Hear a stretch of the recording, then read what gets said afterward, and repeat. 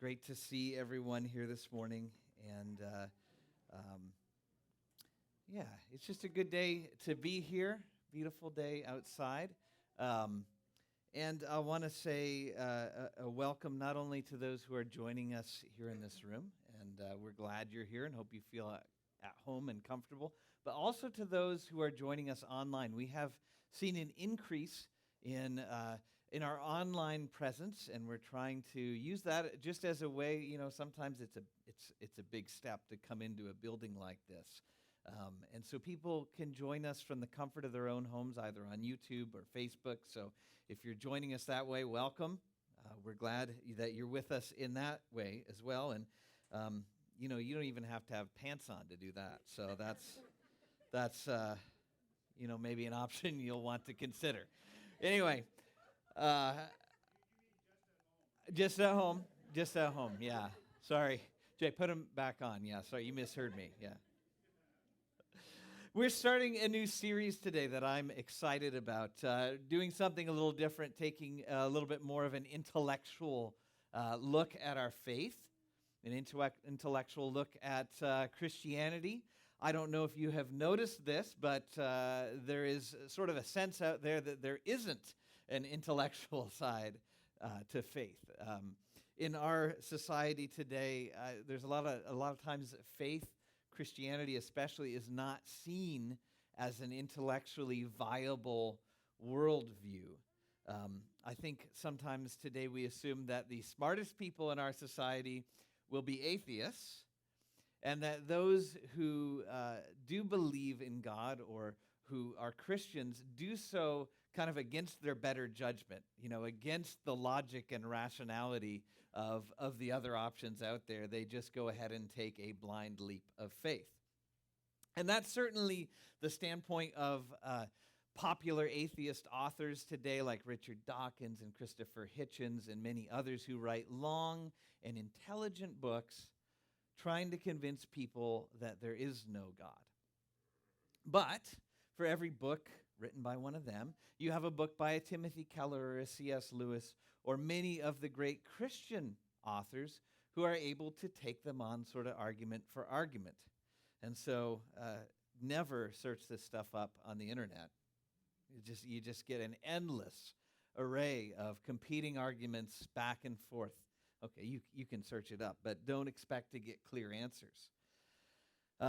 The prevailing view, though, sort of in culture today, I think, has sort of become, at least in the intellectually elite part of society, that the atheist camp really has won. And I think that maybe more than at any time in history, if you're a Christian or if you're a believer in God, it's hard not to feel like you're not kind of a nut, okay? So am I alone in this? Am I the only one who struggles with this sense? Okay, I am, so we're done. No. So no, I think there is a bit of a cultural bias against belief, against Christianity. And you might think that I'm exempt from this, that I live in some sort of pastoral bubble because I'm a pastor, that I never have doubts. But that is just not true. Actually, I think because faith is where I'm investing my whole life, I actually question it maybe even more. If you think of it this way, who pays more attention to the performance of a particular company, the person who has millions of dollars in stock or the person who has $100 in stock? Probably the one with more to lose, right? And so it's the same with me as a pastor. Because I have so much invested, I want to make sure that it's really invested wisely. And so I regularly have to revisit all the reasons that I have for being a Christian to make sure that I'm not wasting my life and everyone else's. And so on a regular basis, I have to go through this struggle with doubt, struggle with, is this really what I believe? And what I find each time I go through that is that there are still good reasons, not only to believe in a God, but also to believe in a personal God, also to believe in the Bible, also to believe in the Christian message.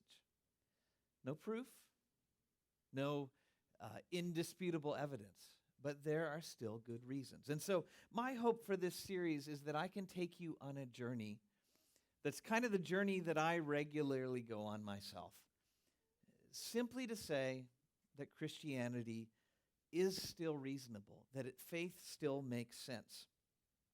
I hope it's helpful to you. And as I say I hope it's helpful, I actually have 4 groups of people in mind. The first are those who would consider themselves atheists, who don't believe in God at all. That's the definition of an atheist, someone who has intentionally said, no, I do not believe there is a higher being or power. And for those who are atheists who might be joining us here or online, my hope for you is simply to convince you that faith is not as dumb as Richard Dawkins says it is. Okay, I'm not hoping to convert you. In fact, in my belief system, that's not my job anyway. I just hope maybe to open your respect for those who have faith and help you understand that it's not a stupid thing to have faith and that you can think it through. But the second group of people are agnostics, those who don't know if there's a God. That's what an agnostic is. I don't really know what to think about all that. But I think there are those out there that are agnostics that feel drawn towards faith, but they actually have intellectual barriers. They feel like if they were to ever make a step towards faith, they'd have to check their brain at the door. And I hope that for agnostics in that sort of position, I can take away some of the barriers and help you understand that you can think it through and you don't have to leave your brain behind. The third group of people are people who believe, like me, but like me struggle with doubts, wrestle with this stuff. And so as we kind of walk a path that I'm used to walking in my own life of sort of thinking it through and reasoning it through, I hope to give you a path that you can walk yourself when doubts hit and you go, wait a minute, I've been had. This whole faith thing is just silly. And, I should quit now while I'm ahead. I mean, for me, it's not too late for me to find another career. So maybe we could talk about what I would do. Perhaps model, dancer, comedian. I don't know. I mean, you guys, in my interactions with our architect working on this and with Ferd, I have decided that which was my original career choice, architect, before I felt called into ministry. But now that I've seen what that involves, I am happy not to be an architect. A lot of red tape. Oh, my goodness. So anyway, great respect to those guys. But it's not all sitting there drawing creative stuff like I thought it was. Right, Ferd? In this series, I know beyond a shadow of a doubt that I will not answer all your questions. I'm not smart enough for that. We will do a question and answer time, hopefully at the end of this, which is really just a chance for you to stump me and show to everyone how little I know. I am not going to prove to you that there is a God. I'm not even going to try that. In fact, I'm not even really going to argue that there is a God. My goal is actually much lower than that. I simply want to convince you that it's reasonable to believe in God. Not that you have to believe in God, but you can believe in God and not feel like you're somehow intellectually inferior. So you don't have to check your brain at the door. You don't have to ignore science. You don't have to plug your ears and cover your eyes. You can be a thoughtful, intelligent, critically thinking Canadian in the 21st century and still be, of all things, a Christian. So, start with a bit of a discussion here. I want you to help me list out some reasons to believe in God and some reasons not to believe in God, okay? So, just going to start that way. So I'll make 2 columns here. I'll say call one God, and I'll call one no God. Give me some reasons to believe in God. Should we start on the other column? Maybe I misjudged my audience. Creation. So, all right. What else? Life's purpose?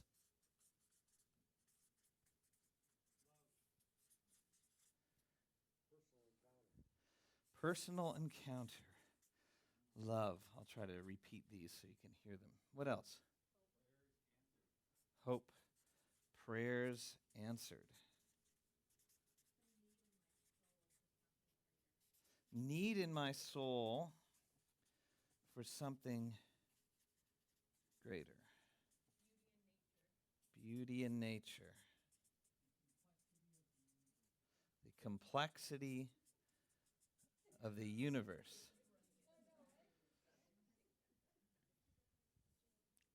Anything else? You got room for two more. We're all different. What was the other one? Birth. All right. All right. Now, what are some reasons to not believe in God? Can't see him. Very frustrating, eh? Okay, Spanish Inquisition, which can we call bad done in his name. Carbon dating. Dinosaurs. Darwin. What else? Yes, the problem of evil. How could a good God allow such awful things to happen? Consequences.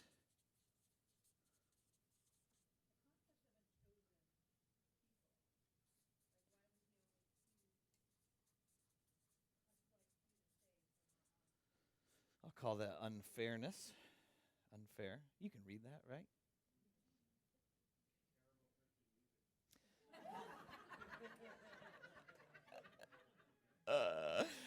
Terrible Christian music.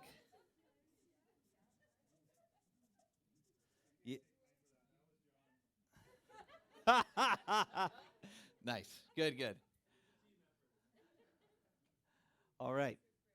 Unanswered prayer, yeah.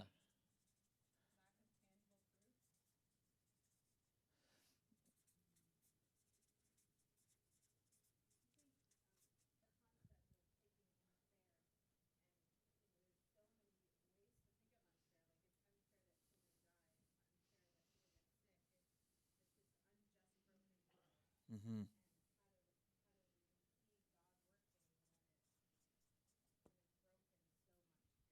Mm-hmm.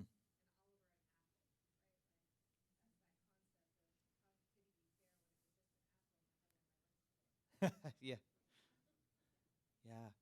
Yeah. So there are lots of reasons on both sides here, aren't there? Now, can we talk for a minute about one of the things I've thought as I thought about reasons to believe or not believe?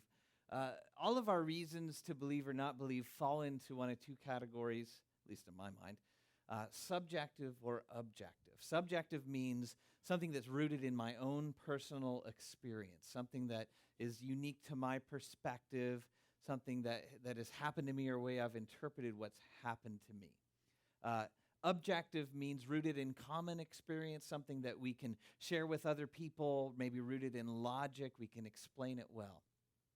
And we all, I think, have lots of subjective reasons, and objective reasons are harder to find. And if we look through this list, there's a lot of things here that really are subjective. They're really rooted in our own experience or interpretation. Creation. We can look around and see it, and we can feel in awe, and we can see the beauty of nature, but some people don't interpret it to mean God, right? And so it's evidence, but it's kind of subjective, even though it's outside of us. Life's purpose, same thing. Love, a personal encounter with God, hope. Prayers that are answered sometimes move into the objective world, that we can share that with someone, but it's also open to interpretation, right? A need in my soul for something greater. Again, that's a subjective need. Beauty in nature, I've already covered. The complexity of the universe is actually an objective thing, but again, it's a little open for interpretation. The fact that we're all different, the way we see our birth and death. All these things really are subjective reasons. But of course, all the reasons to not believe in God are all objective, right? No, actually, they're not. They're mostly subjective too, because each one of these things, the fact that you can't see them, well, that's a subjective interpretation to say, because I can't see it, it's not there. There's a lot of air in this room that I can't see, and yet I believe it's there. So that's a subjective interpretation. The Spanish Inquisition, well, because bad things were done in his name means that he's not real. Well, the bad things were done anyway. So it's really, that's your subjective interpretation. Carbon dating, how old is the earth? Is it more than 10,000 years like the Bible seems to say, or is it older? Again, there's some subjectivity to how you interpret all that. And really, all of the things on both sides really have quite a bit of subjectivity to them. Nobody from either side can go, here's the objective proof. You must believe in my side. It's all open to interpretation. And that kind of stinks. Because it'd be really nice for me as a pastor to be like, I didn't know this, but this week I was reading, and here's the objective proof for God. Now we can all go home, and everyone will become a believer. Or it would also be nice, meaning that it would be kind of disappointing, very disappointing, but it would be at least a relief if someone just came up and said, here's the objective proof, there is no God, and at least then we could know. But we're kind of caught in this mesh of subjectivity and interpretation, and it really comes down to the fact that in some ways we're forced to choose what we believe. And that's actually the title of this series, Choosing to Believe. So we can think things through, and we can figure out how we approach things, but no matter which side we're on, there's a lot of interpretation and subjectivity going on. Now this morning I want to narrow in on one question that's been asked seemingly as long as human beings have been around, and that is, how did all of this get here? Why are we here? It's the question of origins. And the Bible's answer to this question is short and sweet. Hebrews 11:3 says, by faith we understand that the universe was formed at God's command, so that what is seen was not made out of what was visible. So how did all this get here? Because God willed it. He made it. Ex nihilo is the phrase that they use. Out of nothing. Ex nihilo. Sounds fancy, doesn't it? According to this passage, that's the biblical worldview, that God made the universe. It came about by his command. And according to this passage, understanding and accepting that takes something called faith. It says, by faith we understand that the world was made at God's command. Now, the word for faith in the Greek language of the New Testament was the word pistis. I hope that doesn't make you uncomfortable when I say it, because I'm going to say it a few more times. It is translated faith, but it's also translated trust or belief. And so it's used in a few different ways in the New Testament. Now, just before Hebrews 11:3, the author of Hebrews, he or she, we don't know who wrote the book of Hebrews, gives us a working definition of what faith is. So in Hebrews 11:1, it says this, now faith, or pistis, is confidence in what we hope for and assurance about what we do not see. So when we're talking about having faith, it's confidence in what we hope for. It's assurance about what we do not see. And I kind of see those as two separate kind of different paths of faith. The first path of faith is actually something more like trust. It's trusting in God as a person. It's trusting in that he's good, that he has good intentions, that he has made promises to us. And so it's a relational faith. It's trust. And I think that almost every time that the scriptures talk about trusting or having faith in God, that a better translation is trusting in God, because I think that makes it more clear what we're supposed to do. But there's another kind of faith that's more of an intellectual faith, that's not so much about trusting in God as a person, but it has to do with things that we cannot see, which is what this is talking about. And in the Greek, the idea of not being able to see something, yes, it could mean something that's invisible, but it actually also means something that we don't understand, something that we can't grasp, something that we don't have full knowledge of or proof for. And so Seeing can not just be with our physical eyes, but also with our mind's eye. And so what he's saying, or she is saying, is that having faith sometimes requires choosing to believe something, which is the other meaning of that word, even when we don't have proof, even when we don't have solid answers.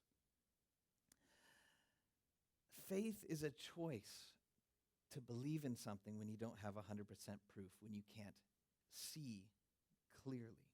And the author of Hebrews says that faith is required if you're going to accept that the universe was made by God's command. Now, when he or she wrote this, there were other narratives that were out there about how did the world come into being. Certainly there was Greek mythology that had a long and complicated story that involved lots of different gods about how the world came into being. There was also lots of branches of Greek philosophy at the time, like the Stoics and the Epicureans, and each one of them had a story about how the world came into being. And so this author is saying that if you wanted to accept what was then the Jewish explanation, the Hebrew explanation, that the universe was formed at the command of a God called Yahweh, who made everything out of nothing, that you would have to have some faith. Now, roughly 2,000 years later, we come to today, and we have come a long way in our models of how the universe came into being. Lots of theories have developed, especially in the past 100 years or so, explaining how we got here.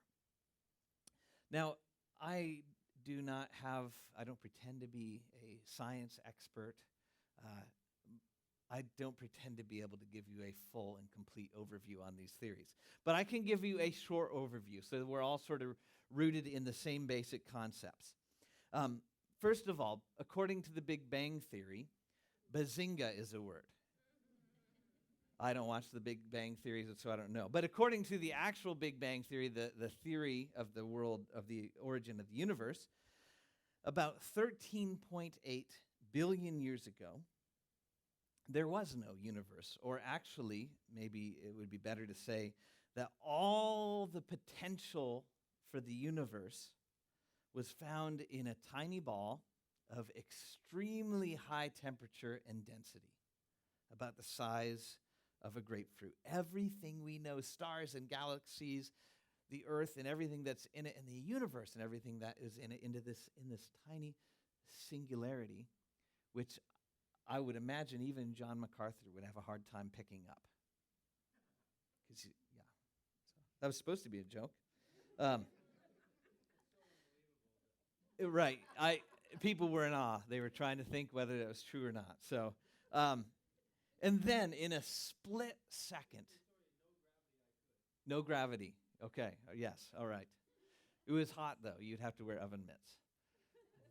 But the oven mitts are inside of it, and so are you. So, blow your mind. So, in a split second, that little grapefruit-sized singularity thing blasts into this massively, rapidly expanding chaos. It just, everything is getting bigger faster than our minds can even conceive of. And for the first few 100,000 years, everything is still packed so tightly. Even though it's expanding at this incredibly rapid rate, it's still packed so tightly that atoms can't even form. Just the little pieces of atoms are banging into each other and, not connecting. And it's like this big thing called plasma. And in this, photons don't even work right yet. So it's just dark. There's no light coming from it. But eventually, as it expands, stars and galaxies and all the stuff of the universe begins to come together. And about 9.1 billion years after that Big Bang, our little star, the sun, is formed from the collapse of a molecular cloud, which I won't pretend to know what that is. And within the first few 100 million years of it being formed, the molecular cloud stuff also forms the planets that we have and the moons and the stuff of our solar system. And one of those planets happens to be the little one that we're standing on right now. Now, at that time, it was not nearly so nice. Even Muskoka wasn't nice at that point in our history. Toxic atmosphere, volcanic activity, things slamming into the earth at regular intervals, and very, very hot atmosphere. But relatively quickly, things sort of cooled down, and we ended up having liquid water and a crust on the earth. And fairly quickly, it cools down to, as planets go anyway, a relatively comfortable temperature. And relatively quickly within that, life emerges on the planet. Scientists date fossil evidence back about 4.1 or 4 billion years ago. Now, there's no evidence of where those little single-celled organisms come from. They just appear in the fossil record 4 billion years ago. And for the next about 3.5 billion years, nothing really happens. That's a long time, by the way, just single-celled organisms. But about 541 million years ago, life moves into a multicellular realm. So it goes from just one-celled little creatures to multi-celled organisms. So it goes from extremely simple to getting slightly more complex. And then what evolution teaches is that gradually, one step at a time, those first single-celled organisms, or from those first single-celled organisms, arose the intricacy of life that we see on the planet today. Fish and trees and flowers and birds and aardvarks and elephants and insects and viruses and hamsters, everything slowly arose out of those single-celled organisms. According to Darwinian evolution, what happened was that every so often in the existing creatures, mutations would occur. Things would happen, mistakes would happen in their DNA, in their reproduction. And so they would get like extra parts. And some of those extra parts or extra features were bad and they just died out quicker. But some of them actually helped them survive in a hostile environment. And so those extra features that had been mistakes turned into something really good. And so the ones that were most fit to survive would continue on. And so over millions and millions and millions of years, gradually, all of the bonus features got, locked in and became different types of species where all the bad features were just cut from the team and they had to go do something else. Die, for example. And so through this process called natural selection over long periods of time, the good accidents got better and better. The other ones failed to survive and thrive, but the good things survived and they thrived. And that's why we're here today. Because according to this, everything that we have, fingers, toes, brains, voices, everything that you and I are is the result of lucky breaks that led to more lucky breaks over an incredibly long time, guided by this principle of the survival of the fittest. And that in conjunction with our parents, of course, is why we're here today.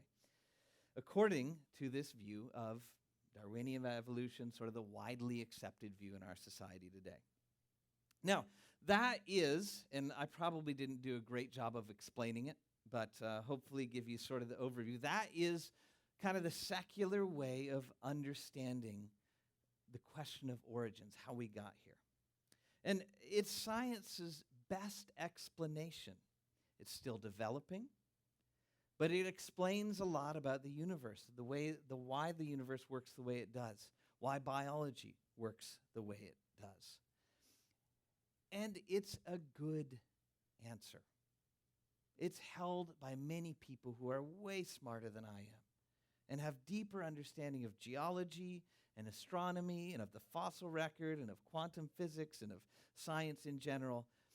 But it is by no means a complete answer. There are gaps in the fossil record. There aren't a lot of transitional species that have been found where one species becomes another and there's sort of a record of what happened in between. There's very little of that evidence that's solid, that's indisputable. There's very little evidence of how certain things actually evolved. One of the ones that I was reading about this week, and again, it's the kind of thing where you can go back and forth, but on some single-celled animals or bacteria, whatever they are, single-celled organisms, we'll call them, some of them have a flagella, or flagellum is one, flagella is many. It's like a little tail that acts as a rotor to spin it through whatever it's in, goop, I guess. It's like a little motorboat deal. And so those who would argue against evolution would point to that and say, here's this mechanism that really has about 4 or 5 moving parts that all have to work together for it to do what it needs to do. It's got the little spinny tail. The tail's got a hook in it. It's got its way of hanging on to the cell wall. It's got 2 little bushings, if you will, where it goes through the cell wall. It's got like the little acid motor that makes it spin.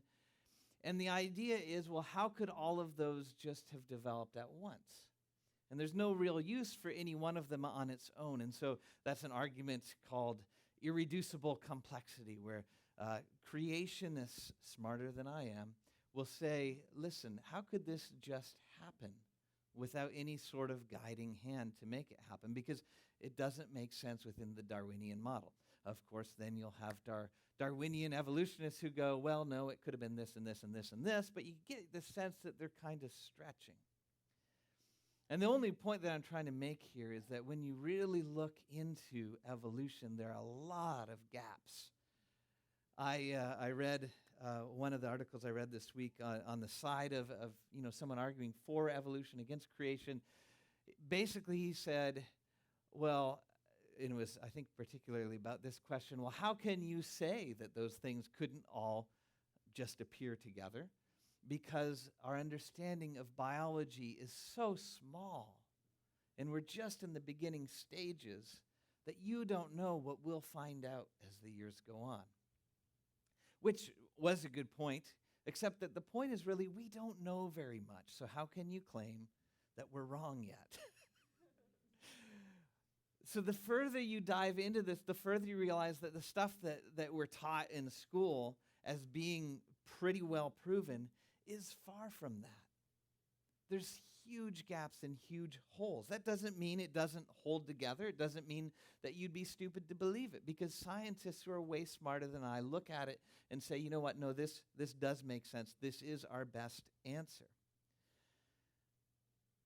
I guess all I'm trying to say is that it's maybe not as complete of an answer as sometimes we assume it is.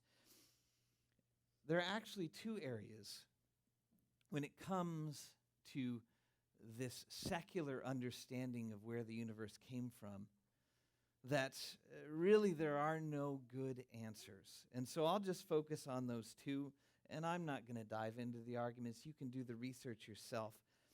But there are 2 areas where scientists just don't have great answers. And that is, how did the stuff on Earth make a jump from inorganic to organic? How did something that wasn't alive go to being alive? And, they think that happened about 4 billion years ago. They don't know how or why it happened. There are theories, but there's none that's been universally accepted of how it made the jump. And certainly, despite all of our best efforts, we have never come close to recreating the jump, the random jump from inorganic to organic in a laboratory setting. So, if there's no answers, and we've never been able to demonstrate or explain how it could happen, why then do scientists believe that it happened? Why do scientists accept that life just by chance, by random action, by a lucky chance of the right temperature, mix of proteins and molecules or whatever, just sort of happened, just sort of come into being? Well, the truth is, what happens when we can't see, when we don't have a clear answer for something? What happens when we get to a point where we don't have proof or evidence or clarity? What's needed then? Faith. It's a choice to believe in something even when you don't have proof. And so when scientists are confronted with this idea of, well, how did life happen? And they say, well, we don't have an overarching explanation. We don't have a good answer for that, but we choose to believe that it did, and maybe someday we'll find out how. They're exercising the same thing we are when we choose to believe in God. It's choosing to believe something even when you don't have proof or clear answers. Now, the second question that requires some faith on the part of those who hold a secular worldview is what caused the Big Bang? Because even if their best model does show that the universe is expanding, and so if they reverse that, it's shrinking, right? And if you go back in time, it all comes down to this grapefruit-sized singularity. What they don't know is why that was there or how it got there. They don't know what happened just before the Big Bang to cause the Big Bang. They don't know why there is something rather than nothing. The Big Bang theory, by its own definition, is a theory about the history of the universe. It is not a theory about the cause of the universe. And I don't know about you, but I am personally somewhat more interested in the cause of the universe than the history of the universe. I'd like to know why we're here more than just how we're here. And what happens when you trace any theory of origins back and you keep asking the question, well, why did that happen? Well, why did that happen? Well, why did that happen? Well, why did that happen? Eventually you get to the point where you don't have an answer, where you get to a point where you have an uncaused cause. Does that make sense? You have something that just is an uncaused cause, because the further you go back with that question of causation, why did this happen? Why did this happen? Why did this happen? Eventually you get to the point where you just have to say, because it just was. And so for Christians, we call that uncaused cause, that ground of all being, we call that God, an eternal God who exists outside of time, who, when Moses asked him what his name was, he said, my name is I am. I exist. And so we say, that's the uncaused cause. That's where everything came from. Science doesn't have a good answer for that question. They don't necessarily say that the Big Bang was the beginning. There's sort of a shrug of the shoulders to say, we don't know. We don't know why there was a Big Bang. And yet they accept that something must have caused it, or maybe the universe was eternal, or maybe there's a lot of ifs. And so this is another area when we talk about causation, what caused, why, where everyone has to eventually exercise some faith, because everyone eventually gets to the point where they can't see, where they don't have clear answers, they don't have proof, and they just have to choose to believe something. So faith is the assurance about what we do not see. It's choosing to believe something about things that we can't understand, about things that are beyond us. And by faith, some people believe that the world came into being by an unexplained Big Bang, and that life developed by a series of random accidents governed by the principle of natural selection. And by faith, other people believe that the universe was formed at God's command and that there was a guiding hand overseeing the creation process. It doesn't matter which side you pick, you will always get to a point where the answers aren't clear, where there is no proof, and where you have to choose just to believe something. You have to take a leap of faith, whether you're jumping toward God or whether you're jumping away from God. Now, I'm not really saying in this argument, as maybe you can tell here, that it's more obvious or more logical to jump toward God, to believe in a creator. All I'm really saying is that it isn't any less logical. I'm not saying it's smarter to be a Christian. I'm just saying it's not dumb. Does that make sense? Are you following me? Okay. So both atheism and Christianity and other religions all require leaps of faith in order to hold their positions. There's good logical arguments on both sides, but there's no proof. There's no objective final word. In each case, we have to exercise a little bit of that faith stuff. Now, I think one of the things that really becomes an obstacle to people when it comes to the question of origins is this idea that you have to choose between God or Christianity and science. And I think that the reason a lot of people get hung up on that is because of the first chapter in the Bible, Genesis 1, which is a Hebrew poem that explains the origins of the universe as happening in 1 week. Actually, in slightly less than 1 week, because God created in 6 days, and then on the seventh it says he rested. Some Christians believe that this poem is meant to be taken literally, that literally it was 7 24-hour days. Now, there are some issues with that. How were days measured before there was an earth turning? How did God speak into the darkness? Was he moving air over vocal cords? Or what does that even mean? And so there are issues with taking that passage completely literally, but you don't have to be a nutcase to believe that God could do that, because once you believe in God, you believe in a God who can do anything.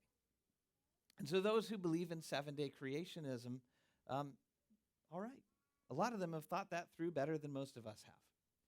Others look at it and say, well, the word for day in the Hebrew doesn't necessarily mean 24-hour day. It means period of time. And so God may have created the earth in 7 periods of time. And besides, in the Bible it says, with the Lord, a day is like 1,000 years, and 1,000 years like a day. So maybe it was like 7,000 years. And again, people have theories around that. And people who hold those theories believe that when God created the earth, he created it with an appearance of age. He antiqued it, I guess, or distressed it. And again, I don't want to at all disparage those positions, because honestly, I wasn't there. I don't know how it happened. But I will tell you this, that increasingly Christians are taking Genesis 1 as God's way of telling the ancient people that he did in fact create the earth, that he created it in an orderly way, not in the chaotic, accidental way that a lot of the nations around them believed, but in an orderly and systematic way. And that it was good, and that the only reason that they saw the messed up stuff they did was because of the sin around them. And so a lot of Christians are looking at that story and saying, it wasn't meant to be a scientific explanation for us today. It was meant to be a way that they could understand it back, over, 3,000 years ago when it was first told. And so whether it was science or not, a lot of Christians are looking at it as just saying, this is a theological text that teaches us really important theological truths, and it isn't necessarily meant to be taken literally. It's in the form of a poem. And to those Christians, the idea of studying the Big Bang Theory, cosmology, the idea of studying evolution, how things happened on the planet, they're not threatening. They're not scary, because in their minds, all that those studies do is look at the history of how God may have created the earth over long periods of time. And so maybe it's something a little bit like this. You're familiar with the Mona Lisa, pretty famous painting.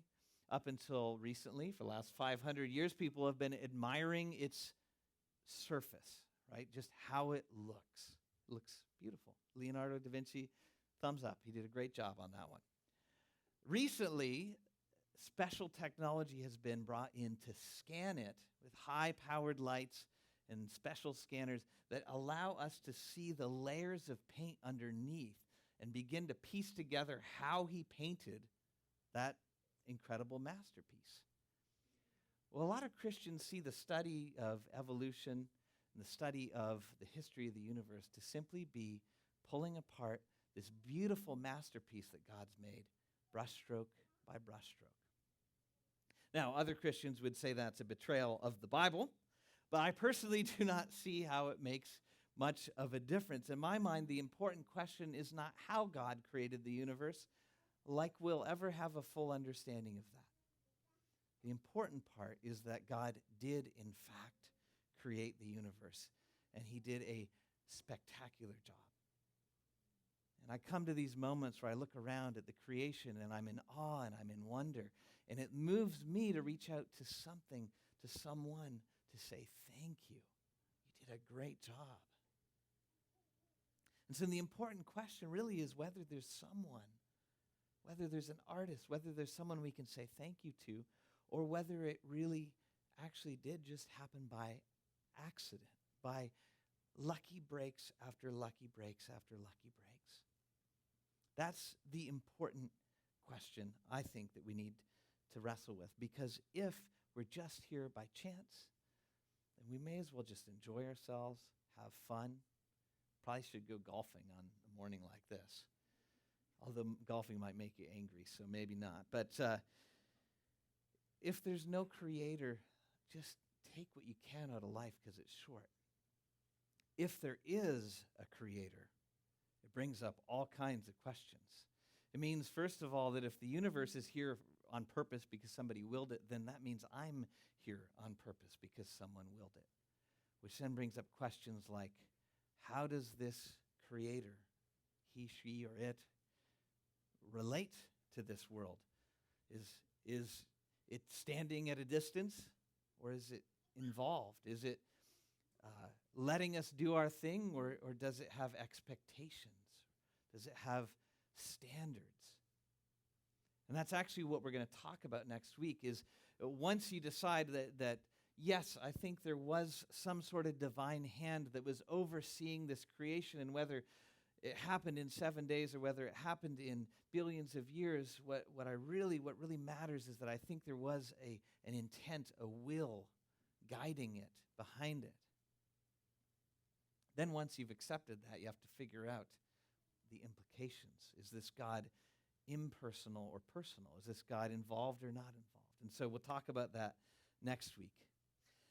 But for now, again, I have not argued anything complex. I have not even argued that you have to take this first chapter of the Bible literally, but I have argued this, that whichever way you choose to believe, you have to exercise faith. You have to exercise this choice of belief.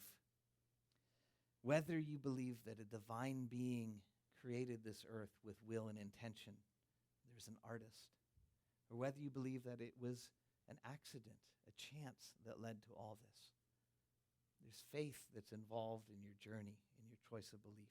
So one's not more intelligent, the other being less intelligent. Both intelligent, smart people choose. And so the discussion should be respectful. So I think that's it for me. Do you guys have any questions? I've promised a little Q&A here. It's getting late, but any questions, any things you'd like me to address? Any corrections, like things that I got wrong in this? Good.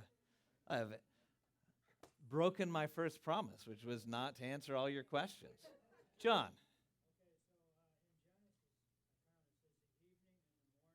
Yes. Yes. Yes. Evening and morning was the first day and the second day. Yes. Exactly. Yeah, God can do anything. Yes. So John said the fact that there's an evening and a morning, that it says that in Genesis, doesn't that indicate that it was one 24-hour day? And I would say maybe, but I would also say that it stretches the imagination a little bit to know how there was an evening and morning before there was a sun and a moon. And so we're getting into things that get confusing, right? So, yes?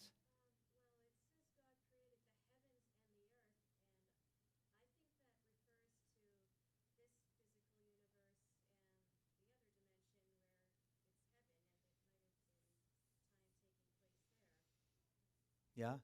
Yeah, so, certainly we don't know. And I have to say that I have moved over time from the point where I was probably more of a 7-day literal creationist, to the point where for a long time I've said, I don't know what I believe, to the point where today I kind of think, in my own opinion, and this isn't speaking on behalf of our church or, bringing a command. I'll let you know when there's a command.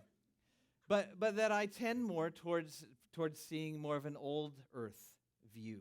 Not that I think that blind evolution created everything, as I think God still created each according to its kind. But I guess that's just sort of where I've landed. And what I've come to understand is that good Christians wrestle with this in different ways and find different conclusions. And I don't want to disparage any of those conclusions. And myself, I've been on quite a journey, and I still don't know. It's still beyond me. I wish we could go back and check, right? Yes.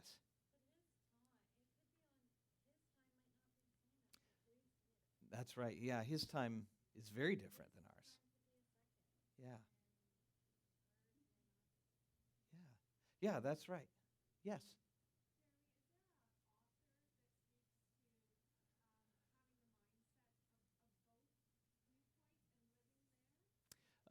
Is there an author?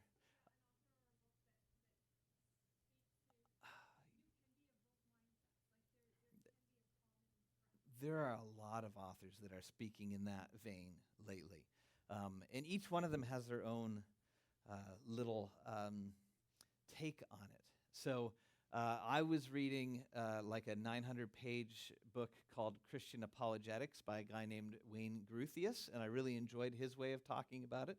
But I didn't read the whole book. I don't want you to mistake anything. That was a good one. Tim Keller has a book called The Reason for God, but that I love. I can't remember if that addresses science and faith. I think it does. That's really a big question for us today. How do we reconcile what science is finding with what we believe as Christians? Yeah.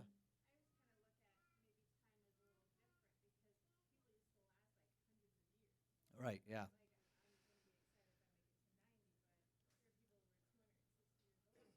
That's right, yeah.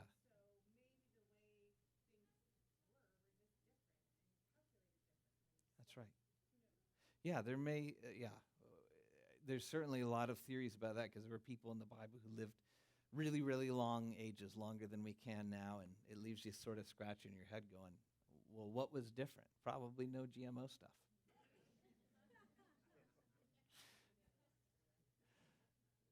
Any other questions? Yeah.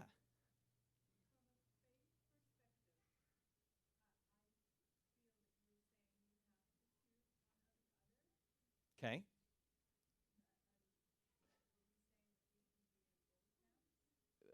Both camps as far as science and faith?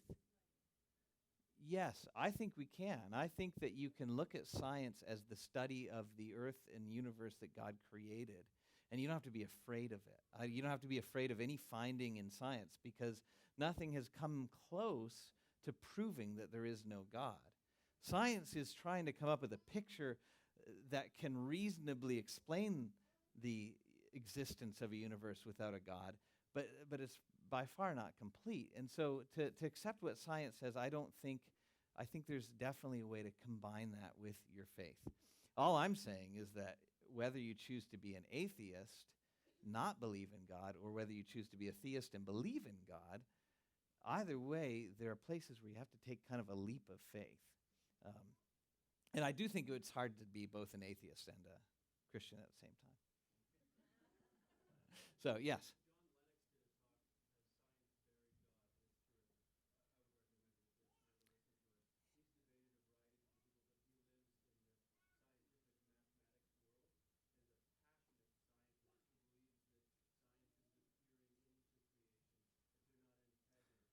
Yeah.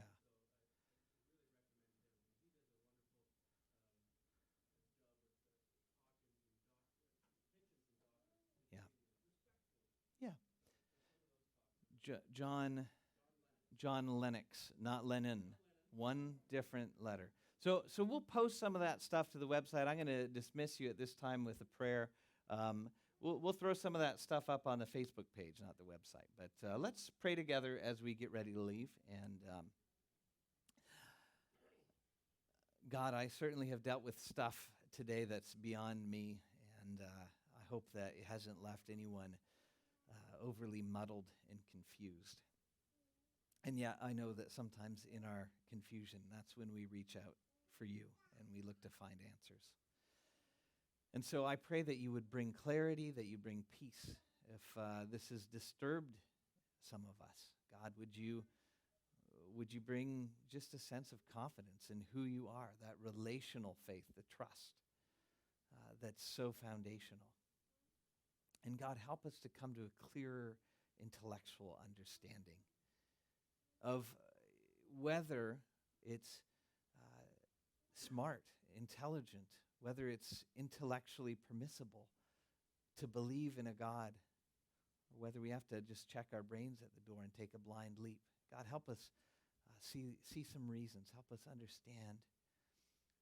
But God, when it comes time to take the leap, give us the courage to do that. Pray for each person here as we go out, that your peace and your blessing would go with us, and that we would be your hands and